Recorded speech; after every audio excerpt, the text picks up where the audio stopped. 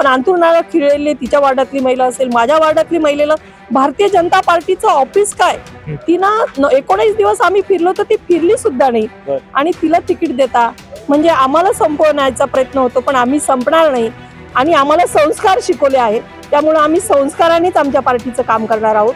जरी आमच्या डोळ्यात अश्रू असेल तरी आमची पार्टी जिंकण्यासाठी आम्ही संघर्ष करणार आहोत आणि ज्यांना ज्यांना कमळ दिलं आम्ही ते कमळ निवडून आणण्यासाठी सगळ्या बहिणी प्रयत्न करू. सकाळपासूनच भाजपच्या कार्यालयामध्ये नाराजी नाट्य सुरू आहे.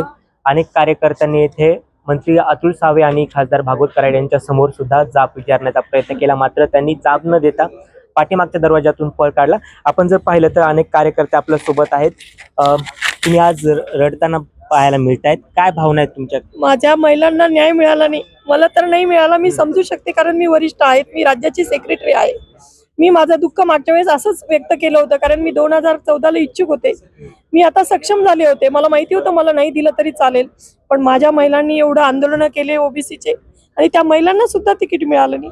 आणि माझ्या भावाच्या बायकोला म्हणजे माझ्या वहिनीला तिकीट मिळालं, ती पण माझी महिलाच आहे, मला तिचा सन्मान आहे. पण तिच्या मनामध्ये इच्छा नसताना तिला तिकीट दिलं, तर माझ्या महिलेच्या मनात इच्छा असताना तिला तिकीट दिलं असतं तर तिनं कॉर्पोरेट होऊन तिनं चांगलं काम केलं असतं. कारण ती रस्त्यावर आली होती, तिला लोकांच्या समस्या माहिती होत्या, ती घरातून बाहेर निघून हॉस्पिटलमध्ये जात होती, ती महिलांचा कचऱ्याचा विषय उचलत होती, पाण्याचा विषय उचलत होती. कोणाच्या मुलांच्या केसेसमध्ये आम्ही वेगवेगळ्या कमिटीवर पोलीस स्टेशनमध्ये होतो, आम्हाला थोडं समाजाचं ज्ञान होतं तर आम्ही काहीतरी करू शकलो असतो. कारण आमच्या घरामध्ये आम्ही सक्षम म्हणून आमचा संसार करू शकतो तर पार्टीचं सुद्धा आम्ही काम करू शकलो असतो.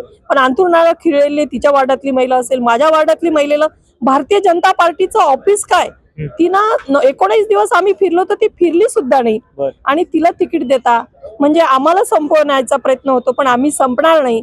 माझ्यावर माझं पहिले राष्ट्र आहे, नंतर माझी पार्टी आहे आणि शेवटी शालिनी राजेंद्र बुंदे आहे. त्यामुळे मी माझी पार्टीची एकनिष्ठ आहे. मी फॉर्म सुद्धा भरला नाही, माझ्या नेत्याने जिथं भाषणात सांगितलं जोरजोरात ते मी प्रोटोकॉल पाळला, मी फॉर्म सुद्धा भरला नाही. आणि माझ्या महिलांची व्यथा ऐकायला मी 2 नंतर इथं आले, कारण मी तेव्हा आले असते तर माझ्या महिला अजून उद्रेक केला असता.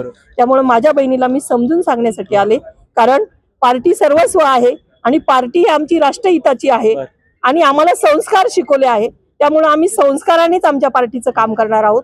जरी आमच्या डोळ्यात अश्रू असेल तरी आमची पार्टी जिंकण्यासाठी आम्ही संघर्ष करणार आहोत आणि ज्यांना ज्यांना कमळ दिलं आम्ही ते कमळ निवडून आणण्यासाठी सगळ्या बहिणी प्रयत्न करू. कारण आमच्या आधीच्या सगळ्या लोकांनी संघर्ष केला आणि त्या संघर्षाचं फळ आम्ही चाकतोय.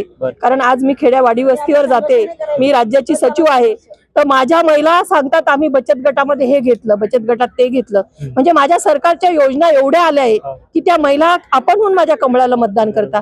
म्हणून आम्हाला असं वाटलं होतं त्या कमळाची निशाणी घेऊन आम्ही सुद्धा कॉर्पोरेटमध्ये जाऊन अभिमानाने सांगू की आम्ही देवा भाऊच्या जास्त प्रेमातल्या बहिणी आहोत. बरं, तुम्ही आरोप करताय की ओबीसीला डावलल्या जातं, एकीकडे देवा भाऊ म्हणतात आमचा डीएनए ओबीसी आहे, मग कुठेतरी तुमच्या अन्यायावर नाही दिला ना, ओबीसीला तर ओबीसीलाच द्यावं लागलं. बरं, शेवटी माझ्या वार्डातली जी महिला दिली तिचं सर्टिफिकेट ओबीसीच होतं म्हणून दिलंय.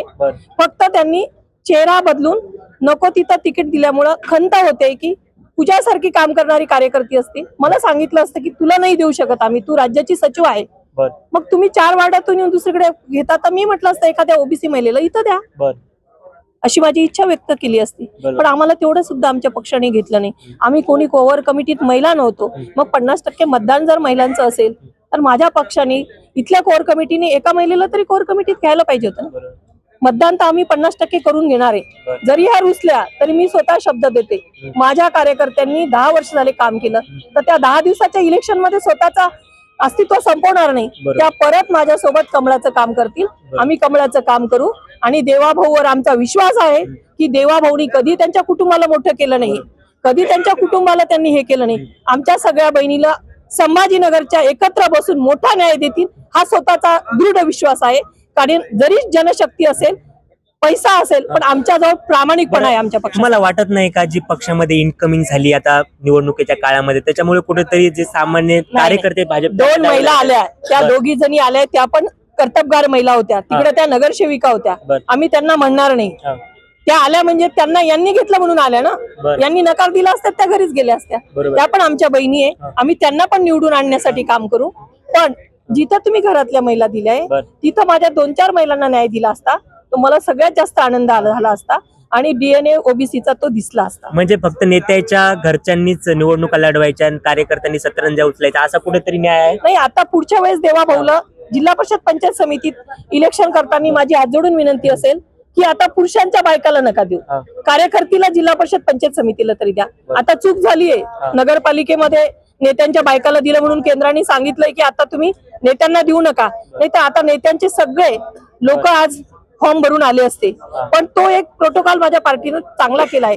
आता माझे प्रोटोकॉल माझ्या पार्टीला एक कार्यकर्ती म्हणून माझी विनंती असेल की पुढच्या वेळेस जिल्हा परिषद पंचायत समिती करताना जो माणूस नगरसेवक असेल तर त्याला न देता माझ्या कार्यकर्तीला जिल्हा परिषद पंचायत समितीत द्यावं, अशी माझी मी तुमच्या मीडियाच्या माध्यमातून आव्हान करते. आणि तेच मेसेज मी देवा भाऊंना आणि माझ्या बावनकुळे साहेबांना सांगितलं होतं की आमच्या कार्यकर्त्या असतील, कारण शेवटी त्यांचं वलय हे समाजात आहे. आता मी राज्यभर मला ओबीसीत पाठवलं, माझा ओबीसी समाज नाराज झाला. मी मेन बॉडीची सचिव आहे, माझा पूर्ण समाज नाराज झाला. मला फोन करताय, ताई तुझं काय झालंय, कारण यांनी आम्हाला सगळ्यांना वार्डात फिरवलं. तर आमचं म्हणणं होतं की याच्यातल्या 4 महिलांना माझ्या द्यायला पाहिजे होतं. या 4 महिलांसाठी माझ्या डोळ्यात अश्रू आहे. देवा भाऊ आम्हाला न्याय देईल आणि आम्ही ज्यांना दिलं त्यांचं काम अजून ताकदीनं करू, कारण आम्हाला भीती नाही की आता आमचं काय होईल. आम्हाला माहितीये त्यांना निवडून आणायचंय आणि आम्ही निवडून आणू, एवढा मी शब्द तुम्हाला देते. नक्कीच आपण पाहिलं तर सकाळपासून भाजपचे जे कार्यकर्ते आहेत आणि जे इच्छुक उमेदवार आहेत त्यांनी अशा प्रकारे आता जे स्थानिय नेते आहेत किंवा भाजपची जी रचना आहे त्याला आता कुठेतरी विरोध करायला सुरुवात केली आहे. कारण की अनेक वर्षानंतर आता महानगरपालिकेच्या निवडणूक होत आहेत, मात्र कधीपर्यंत आम्ही त्याच प्रकारे काम करत राहायचं, आंदोलने करायची, मात्र आम्हाला जेव्हा उमेदवारी देण्याचा विचार येतो तेव्हा दुसऱ्याला दिले जाते असा आरोप आहे.